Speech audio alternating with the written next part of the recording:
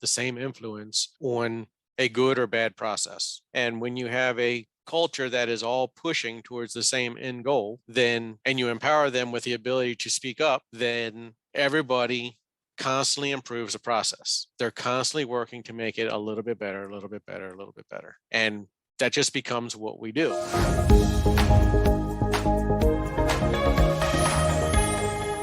Hello, thank you everyone again for being back with us for another episode here of the Lift Your Shop podcast. Another fantastic guest here today. We have Rob Choisser out of Davidsonville, Maryland. He runs a 3-bay shop, and most impressively, that 3-bay shop is doing quite a big dollar amount. And Rob's been kind enough to allow us to share that. And so they're doing 1.75 this past year out of a 3-bay shop. Really, what we're going to dig into today is learning about the mastery behind the processes and efficiency that Rob has been able to develop. But Rob, thank you so much for being with us today. Hey, thank you, Kelsey. I appreciate the opportunity to be on. Absolutely. Rob, if you don't mind sharing with the audience your story about how you got started in this industry and how you came to be a shop owner and kind of doing the things that you're doing. I've really been around the industry my whole life, dealerships and independent, but I guess it really started my love for it around 8th grade.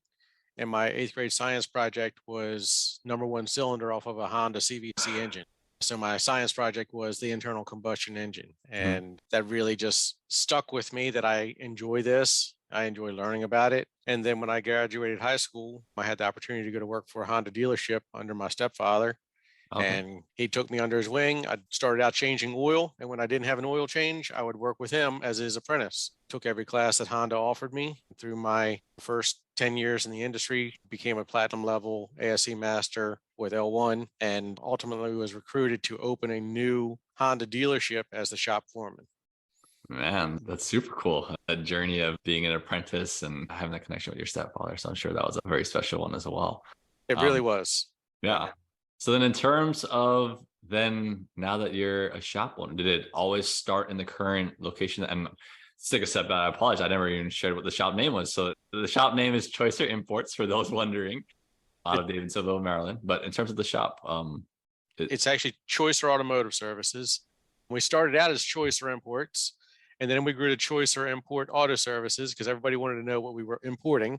And then it went from there to Choisser Automotive Services, thanks to the whole pandemic and having to pivot and stay viable as so many people outside of DC stopped driving. Gotcha. So it was an interesting transition, but it's Choisser Automotive Services of Davidsonville. I apologize. We're butchering this all over the place. So this will be a really raw, organic podcast here. But yeah, so your current location, though, have you been there since the beginning, or did it take a few steps along the way? No, after being at that dealership that I opened about 2.5 years in, 7 service managers later, everybody wanted to do it differently. I said, there needs to be a different way to serve the public and myself and my family. So in 2006, I set out to start my company, and I did it as a mobile diagnostic business. Oh, okay. So I'd actually go to other shops and do diagnostic work. And then through that, built a reputation. People wanted me to work on their cars, and started as a one-man band. But I had a full service truck going after the other trades, where you show up, you have all the tools and everything on the vehicle. And that's what got us started. And I ran it that way for about 8 years. And then in 2013, I took over our current facility and took about 6 months to rehab the building. It had been empty for 8 years. And then in March of 2014 is when we started there. How many square feet are we looking at in terms of your current building? Just over 2,000. It's over 2,000. Okay. So then 3 bays. Wow. So now as we start maneuvering here into the nitty gritty in terms of the evolution of, I don't know what better word to put it than the revenue of this current shop. So was this a gradual process? Was there one magical year that then allowed you to see the light, or how did that happen? It was absolutely a gradual process, intentional on the onset. Okay. But then once we got into our current facility in Davidson, needed to ramp up the revenue. Right before I moved in there, 2 weeks before, my only technician went to work for Tesla, and I couldn't stop that progression for his career. Mm-hmm. So that threw me back in the shop, and I had a office assistant and me in the shop. And then my stepfather would come in and help in the evenings when necessary. Started gaining more and more market share. and hired another technician who I had worked with before at a dealership, and he was on board for a while.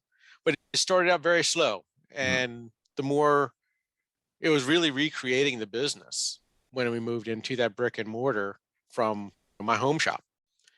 Um, but started learning about marketing a little bit, started learning about more about accounting. I understood numbers, but not numbers when you get employees and everything else involved. Mhm. Uh, it just changes your whole pricing structure when you have to have profit on top of what you're paying out.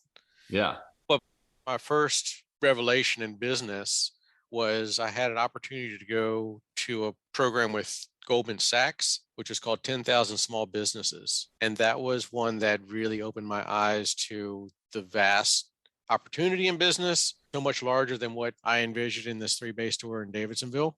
Uh-huh. Um, but also how much I didn't know and that I really needed to pursue more if I was going to be successful and really provide for my team's future and also be able to service our customers more than me. Yeah. I could do a whole lot, but I had a very strong ceiling because there's only so many hours in a day. And if I Exactly. wanted to reach more people, I needed to figure out how to do this better. Yes, definitely. So that's a great segue in terms of team. So what does your current team dynamic look like? So, our current team, we have 3 master certified technicians and an apprentice. We have a writer manager, a parts manager, and a front counter assistant. Okay, gotcha. So then in terms of the timing of when you got, or was it most important to find the right text first, or was it most important to find, is that office person the same one that you had in the beginning? Like, what did that look like there? So the office person was the same for 8 years. Hmm. Again, in COVID, a whole ton of things changed, but we did end up losing her to go home and homeschool her children. Okay. Um, and we also turned over our entire staff, more than our entire staff Wow. in 21. But let's back this up a little bit. You asked me, was there any real crutch that caused it to take a turn? And it started with the Goldman Sachs 10,000 small businesses. From there, I got more involved with small business development and the University of Maryland CEO Accelerator Program. Okay. From there, I started and I attended a Ratchet and Wrench conference. From that, I met Aaron Stokes, joined ShopFix, and the rest is history. Yeah. I joined ShopFix the end of 2017, attended my first meeting in April of 18. July of 18, my entire staff, except for my office manager, quit. They didn't like the changes. I wasn't a good enough leader to cast the vision clear enough. I ended up back in the shop yet again, and I hired an apprentice who was actually a STEM student who had gone and been educated through the Toyota PAC program and landed in an oil change bay at a dealership, got bored because she has an engineering mind. And this is a female. She came to work with me. We worked together for about 6 months, taught her my eyes and ears, taught her how to inspect a car. She became a state inspector. I had a team of technicians that would come in the evening and help do all the work that we found during the day and completely rebuilt the team in 2019. We grew 40%. We held all of that in 2020. 2021 turned the entire team over again, except for one of my master technicians. We grew another 40% in 21 and we grew 30% in 22. Man, that's amazing. And in terms of the growth, even like you didn't allow setbacks or just like that big turnover within employees really make a hindrance where for a lot of people, I know for sure that's where you almost toss your hands in the air. What in the world am I supposed to do here when I don't have the people? So what helps you kind of dig boots in and figure out, okay, what we need to do differently to keep this progression going? So a lot of it was good coaching uh, that meets you where you are, Yep. but also inspires you to fix the things that are shortcomings.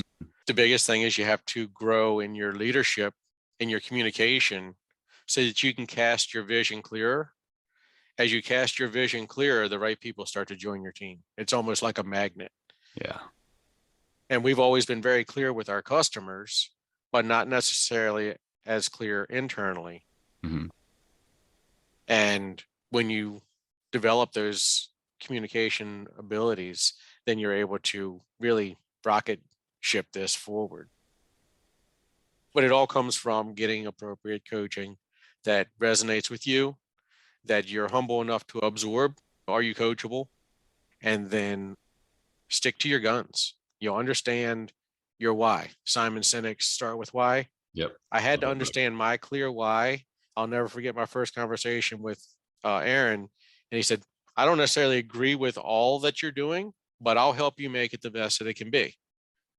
And that's held true remarkably well. If I had listened to them 2 years prior, we probably wouldn't have turned over the staff. We probably would have grown even faster Mm. and been even more successful than we're currently sitting. Coaching is a game changer for anyone. And so anyone out there, it doesn't matter what coaching agency you do pick, obviously everyone's going to fit differently for different coaches. But 100%. And what it does is we all end up with our own inherent blinder. We all bring our patterns to today, right? So unless you have someone that's going to speak wisdom and be honest enough with you to point out the things that you don't see. You have to be able to understand your blind side, to understand the things that you don't know enough about to make proper decisions. And you also have to be sound in your personal life in Mhm. order for you to make good decisions. Yeah, so I guess if you don't mind sharing, what were some of these things that came to light that kind of made you more aware of, oh, whoa, I didn't realize that, and then helped you make a shift? Some of the biggest ones is there's a book called Ego Free Leadership, Mm-hmm. and it talks about being pinched. So I brought a lot of good and bad practices from the dealership world and being a flat rate technician to operate in the dealership world that technicians get exploited by warranty work in the dealership world. When you get pinched, as it talks about in the book, then you can respond harshly. You can respond with less compassion in your voice. Your tonality changes. You can wear all your emotions on your face, or just the different things that you can do that other people read, and Mm-hmm. then that will change their day. They talk about seagull leadership. I don't ever think that I was that way, but I could have been, especially through COVID and all the pressures that were going on with that. But Yeah. seagull leadership, you fly in, you crap all over everybody, and you fly away, and you leave all this in your wake. Well, you don't want to do that. You want to have a good wake behind you, and that pushes everything forward. Absolutely. I love that. I never heard the term seagull leadership, but that definitely makes sense in terms of, I know a lot of people do that for sure without even realizing it. They think what they're doing is for the best of the team, but really it's what's best for them, and it doesn't work Yeah, out. it doesn't work out that way. And can't we don't tolerate throwing tools and hooping and hollering and cussing and all this kind of stuff. I don't do that. I don't expect our team to do that. I don't expect our customers to do it. And if you have a customer that starts getting irate, we don't do that here. Yeah. If you have a technician or any team member that starts to do that, we don't do that here. And you have to be confident enough to say that calmly, but with some level of authority, so that we don't, that's not what we do. Yeah. And when everybody understands that's not what we do and why we don't do that, how disruptive it can be, then all of a sudden people don't worry about that. It's much safer. Yeah. Everybody trusts the environment. And when you trust the environment, you can think more about what you're supposed to be doing instead of protecting yourself from what might go wrong. Absolutely. I love that. And so I think this really speaks to now the vision that you created at the shop. And it sounds like you, in the beginning, it's almost like you weren't sure of the vision for the team, or at least communicated it to them as well as you are now. So if you don't mind sharing, what is that vision, or what is that mission in terms of this is what the company stands for and then how it's resonated across the team. So really the vision is I want everything and everybody to be the best that they possibly can be. I want the cars to last as long as they possibly can and not become some downgraded version of it that we're limping along. We want it to be what it was designed to be. We want the technicians, we want the service advisors, we want the front counter assistants, we want the general service tech, the shuttle driver, parts driver. We want everybody to be the absolute best that they can be.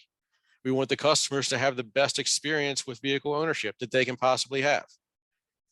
You buy a car because you need transportation or you desire it. It's one or the other. Yeah. But ultimately, what you want is freedom. That's why you buy the car. You know it's going to lose value. But when you can't stop that process, that's just the industry. You can prolong the pain and provide a return on investment through longevity, through length of service. Same thing with technicians. Being a technician is hard on your body. But if you think about this is a career, okay, I need to protect my ankles, I need to protect my hands, I need to protect my knees, my joints, my hips. I need to wear good boots. I need to make sure that I don't sit or kneel on concrete for too long. I need to make sure I wear gloves, wear safety glasses, ear protection when necessary. You protect yourself in the environment that you choose to run your career in. Then all of a sudden, you're not so fatigued at the end of the day, at the end of the month, at the end of the year, or halfway through your career and looking to jump out. You still have tons of ability and desire because you're not so beat up. Yeah, definitely. And I love that. I'm sure that you created a process behind taking care of the employees and making them feel welcome and at home and part of the team. So now as we are continuing this progression here, we have the vision, the team's behind it. But now I'm sure owners are like, Rob, you still only have 3 bays. How in the world are you accomplishing what you're accomplishing? So if you could share behind like what sort of processes or what things you've done to create this ultimate efficiency, in my mind, at least in terms of 3 bays and making things work very effectively. So you have to start out with a desired outcome and your shop capacity. Once you figure out what those two are, and then realize that there's a lot of runway beyond what you think, then you can start looking at your processes and fine tuning them. Lean them out. How many steps do you take to get to something? What's in your way of getting there? That adds a lot. Then on top of that, you have to have continuity in your team. So frequently, I've seen in shops that I've been in, that I've gone to as a tech, as a mentor, as a fellow shop owner, so many shops do not function with continuity. And what I mean by that is the shop may have processes, but each person that works in that shop follows his processes slightly differently. It's really prevalent in technicians. So technicians, if you have 5 technicians, you have Johnny and Billy and Joey and Bob and Sally. Each one of those technicians brings their own history, work ethic, experience, pay plan, and their own inherent culture to the assessment of the car. So if you, as a team, as an organization, as a company, create an environment of continuity and congruency, where it doesn't matter if Sally looks at it or Billy or Bob or Joey, they're assessing the car the same way. Then you don't have to think about what's right and what's wrong. You don't have to think about what's good and what's bad. You don't have to worry about, oh, I'm overselling. Oh, I'm underselling. No, this is what we do. This is how we cook our chicken sandwich. And as everybody gets on the same page, this is what we do. And it provides great return on investment to the consumer. And it provides great support to your team. You gain enormous efficiency. Wow.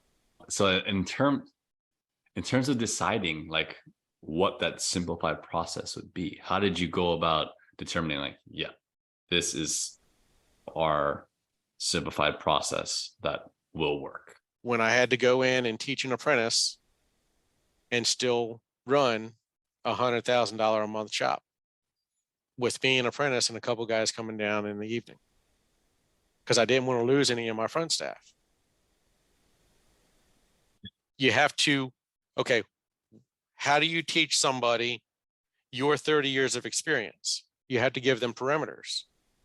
So if you think about a road, especially a modern road, you have your line in the middle, you have 2 lanes, you have a line on the side, you have a rumble strip, you have the grass area, you have the guardrail, and then you have the ditch. All there as barriers to keep you out of the ditch. And each one hurts a little bit more. So when you go to assess a car, this is what's good, and you have to set parameters around that. This is where it's going bad. You have to set parameters around that. We will let the customer know, hey, this is coming now, but it's coming, so they can be prepared.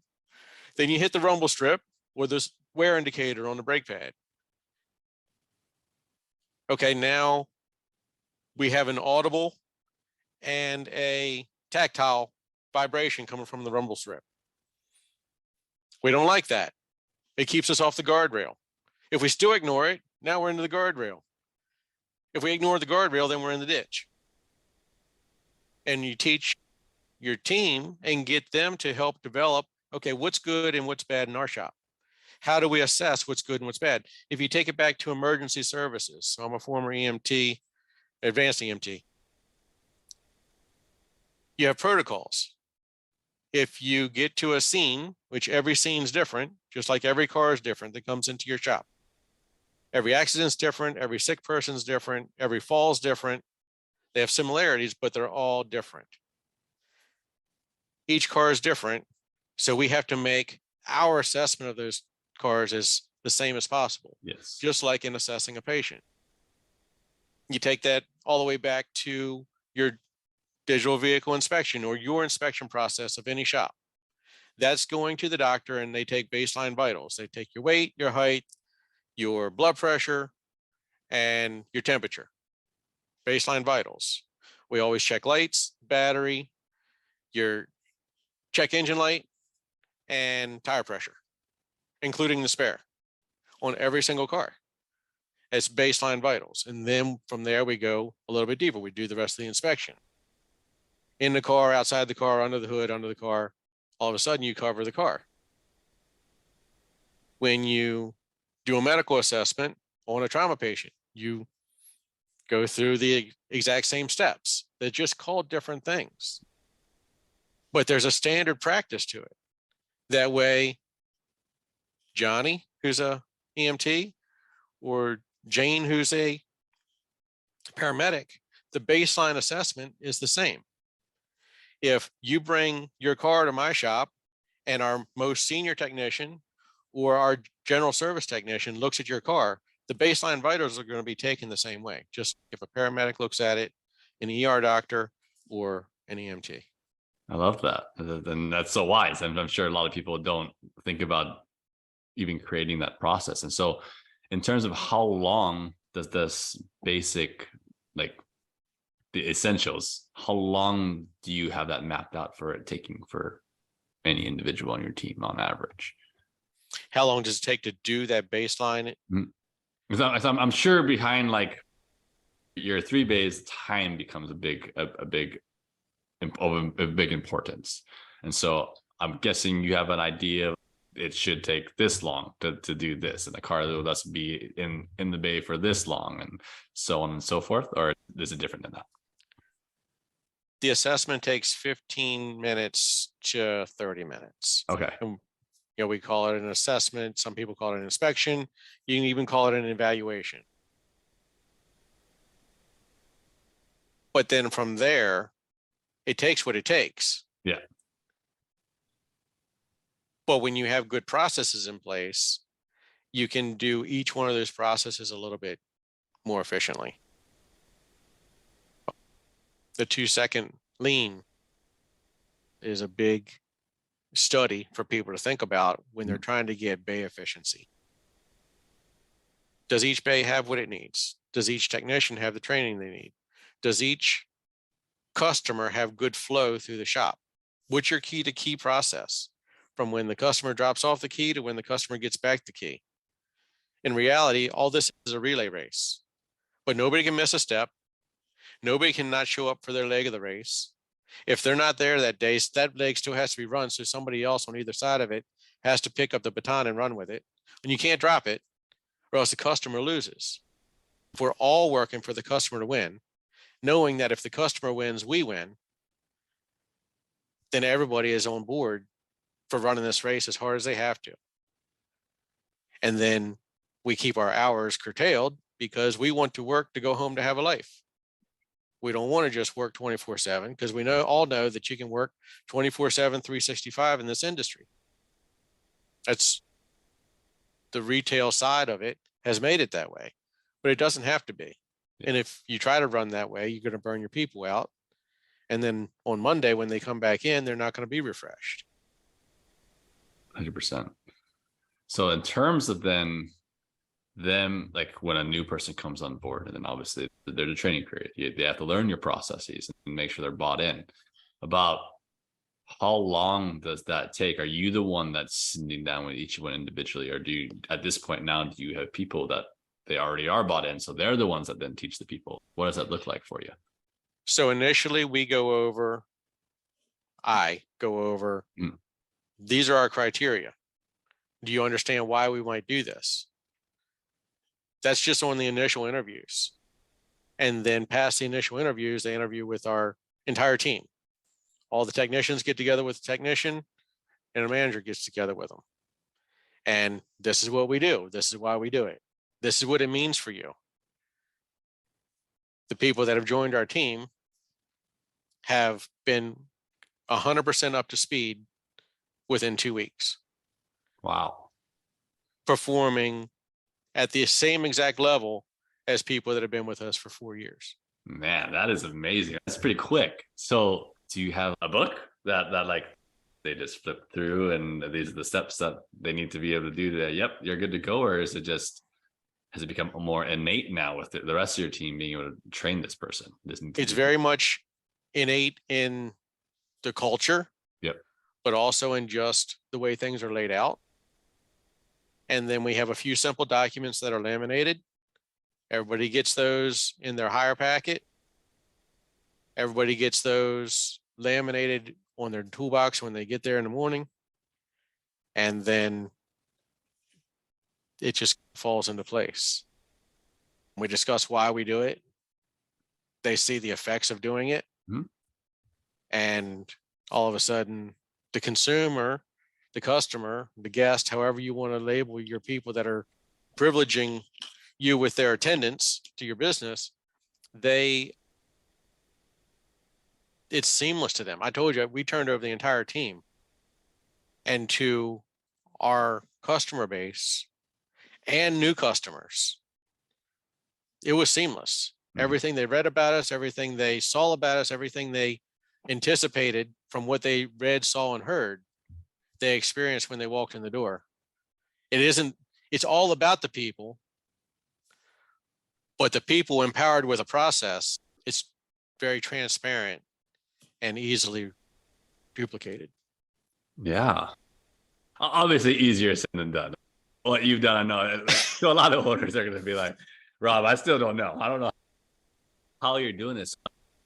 Then in terms of the buy-in, so I mean that obviously takes some time, but did you do a morning meetup every meeting before the workday starts, or were there certain elements of uniqueness that you did that was like, okay, these are the things that I want to do to build the right culture, and then just have it breathe in and out of the shop? So there's a production system called the Toyota production system. It's been studied pretty much by every manufacturer in the world, but I heard about that through one of my groups, and there's a Harvard Business Review article on it. It really speaks to empowering everybody on the team, from the janitor to the CEO, to have the same voice, to have the same impact, the same influence on a good or bad process. And when you have a culture that is all pushing towards the same end goal, then, and you empower them with the ability to speak up, then everybody constantly improves the process. They're constantly working to make it a little bit better, a little bit better, a little bit better. And that just becomes what we do. It's just like every car gets this baseline inspection. It doesn't have to be talked about. It's just what we do. You see everybody jump on that as the car comes in. Somebody's walking in front, somebody's walking behind. It's nonverbal communication. This is what happens. And it happens on everyone. Now it becomes a habit. And I just finished reading a book really interesting called Atomic Habits. Oh, yeah, And that's a love. it's an awesome book, but it's Yeah. so true. And that's where the efficiency comes from. But as you gain momentum, the Good to Great book by Jim Collins talks about the flywheel effect. Mhm. Well, the flywheel effect, the whole way a flywheel works is through inertia. And it takes a while to get that inertia going. It takes a while to get that weight spinning around. But once it gets going, the people that are part of it are going to stick like glue, and it's going to give it even more inertia. And the people that don't, they can't even hang on. It spits them off like coming off of the spin around thing on the park Yep, when you're a yep. kid, right? That's what happens. But it absolutely takes the right people, and I believe all people are good. Yes. But there's certain teams that come together that just start pulling it off like you couldn't even dream. God's blessed me with this team because I couldn't have recruited it and had it gel the way that it has. 100%. Wow. That is, I'm sure based on the culture, I think like, so these people that now have come on board to build your team, where do they come from? Like referrals internally from the other team members saying, hey, this person is awesome? Or like, how did you go about finding these people? Just through looking and recruiting. My longest technician, I've known him for a while, and his family. And he came and helped me out during that time in the fall when I needed somebody to help in the evenings. And then he liked it so much, he left the dealership and joined us. But everybody else we've found through just searching on job sites. Yeah. And they research us. One, our apprentice, he bought a car and needed some work done to it, looked up who was the best shop to do that in town, and he came in and applied, and he's been working with us for over a year. Wow. It takes time to build the right team. You can't build the right team if you don't have clear expectations of the company, clear expectations of your product that you're delivering, because people are looking for a career, not just a job. People that are looking for a job, they're a dime a dozen, but they're the ones that are going to sling off. Yeah. People that are looking for a career, when you have those things really spelled out, you have a very clear purpose to what you're doing and your approach to doing it. And you need both. You have purpose but no approach, then that doesn't work. If you have approach but no purpose, then that doesn't really stick. Yeah. But if you put those two together and it resonates with an individual, they're going to want to be your customer and they're going to want to be your team member. So then how, I guess, obviously you never do know for sure, but how do you field them through this interviewing process to have a really good, strong feeling like, yeah, this person will be a great addition? You look for a servant heart. I love that. Do they like helping people? And if they like helping people, then you can give them an environment to be helped so they can help people better. And what I mean by that is you set them up with a team of people that are like-minded, that want to help them, that they also want to help. And then that starts to build its own internally. So now you have an extra cog on the wheel that has its own momentum that's spinning around, orbiting around the main flywheel. The main flywheel is the core values, the foundation, the vision. And then you start putting people around that that are pivoting on each other and supporting each other, that are just rolling around this, and the whole thing just gains momentum. Yeah. And I think you're living proof that like momentum can absolutely take place when things are rolling, and despite the size of any shop. Because typically I would easily have heard from people where 3 bays, the max we can maybe push 1 million, and then I'll be happy with that. I've heard that many times just based on like that size of shop. When I went through the program with Goldman Sachs, that was my ceiling. I want to get my shop to $1 million or to $100,000, and or to $1 million, Yep. and then do 100 shops so we can have $100 million company. That was my BHAG that came out of that program, and that came from them. They said, "Oh yeah, once you get to that level, then you have opportunity to give back and all this kind of stuff. You can really support your community and your industry, because the way you are approaching it is certainly different than any of us have ever heard." And this was 326 people from all across the country that were entrepreneurs, business people in this program. And then once I got involved with coaching in the automotive space, especially under Mayor Stokes, you don't need to have 100 stores to reach that. You just have to have good processes, continuity, and consistency. Their motto is fix the owner, fix the shop. To fix myself. And through that, getting my blinders off, being open to coaching, being open to opportunity, and seeing beyond the glass ceiling. We all put glass ceilings on ourselves. How long is a car going to last? Maybe 7 years. No, it'll last 15 to 20. When you convert that over to your technician's mindset, and then also to your customer's mindset, and then they're both striving towards this longevity model. They don't want some version of it. They don't want it to be downgraded. They want it to be what it was and keep it that. Yeah. And all of a sudden, everybody's on the same page, working towards the same goal. And that it just makes all the conversations easier. It makes the processes easier. And it definitely makes the entire organization more efficient. Definitely. I think efficiency has been the key word here. Is just through working on ourselves, working on the team and everything, just everything naturally falls into place of this efficiency. You don't have to like think about your shop and I need to make it efficient. And that just becomes really overwhelming for people. I know I need to, I have no idea how. And there's just so many different things out there telling me how things can be more efficient.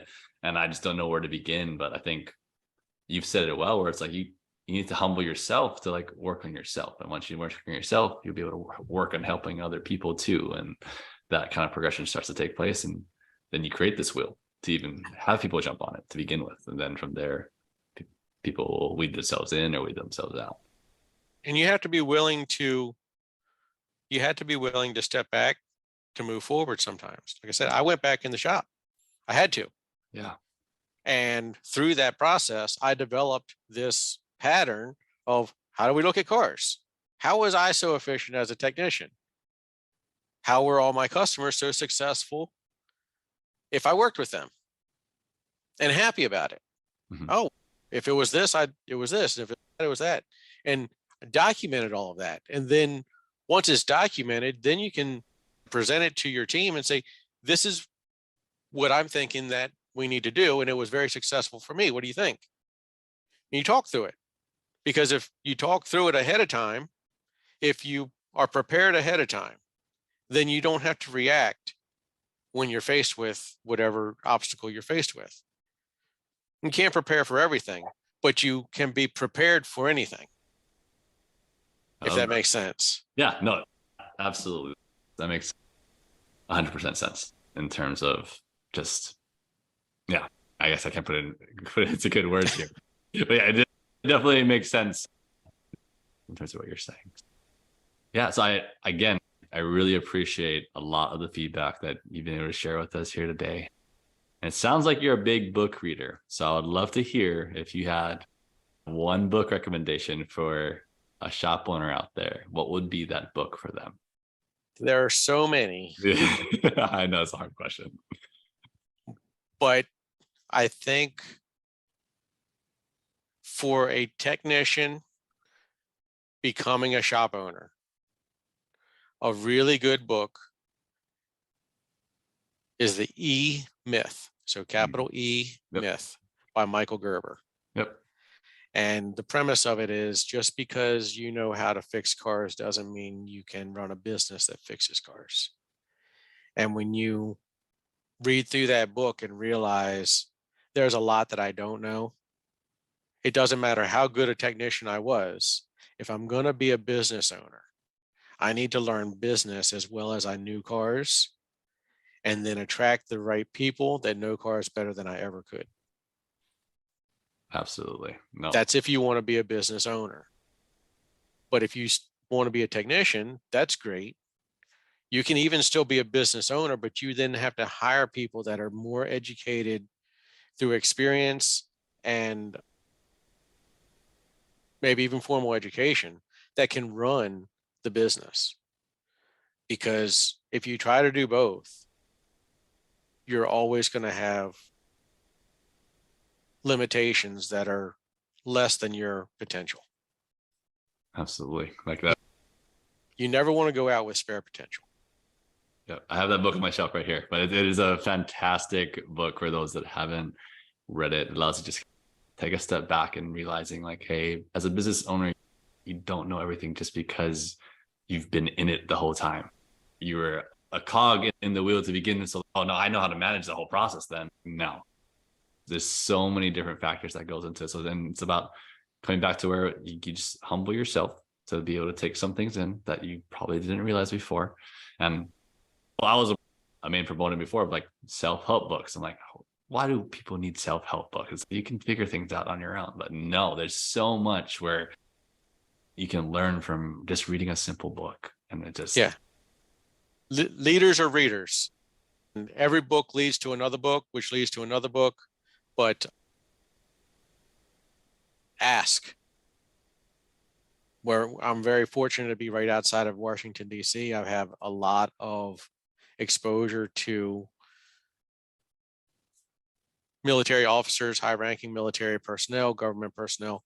And when I was building my business, as I was trying to learn to be a businessman, to be a leader, I would always ask them, what's your best leadership book? What's the best book that you've ever read about leadership and business? And that opens up dialogue that you want to be a mentee, you want to be mentored, and people will do that for you and they'll pour into you. But book recommendations, I've built the entire library.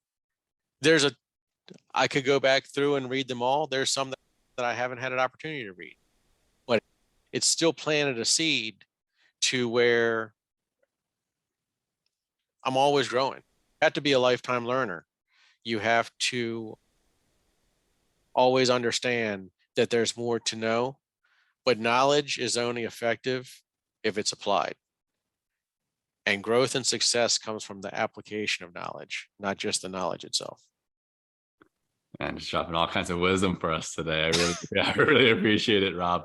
For those of you that are still on with us, hopefully you still are. What if they want to reach out to you, Rob? What would be the best way for them to be able to reach out to you? Maybe pick your mind even more on that personal level.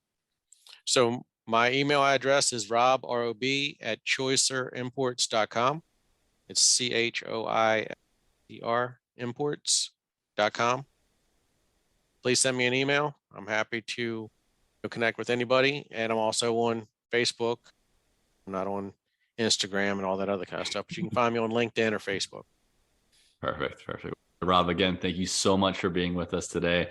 And those auto repair shop owners, please do not hesitate to reach out to Rob, or really reach out and find someone that can help you. Because no matter what stage you are at, it doesn't hurt to have another pair of eyes to assist you, because there's always room to grow. Yeah. Heroes, mentors, and peers. You need them all. Absolutely. And you become the sum of the 5 people you spend most time with. I'm a firm believer of that as well. Thank you so much, Rob, again. And we'll talk to you guys again soon. Thanks. Thanks so much, Kelsey.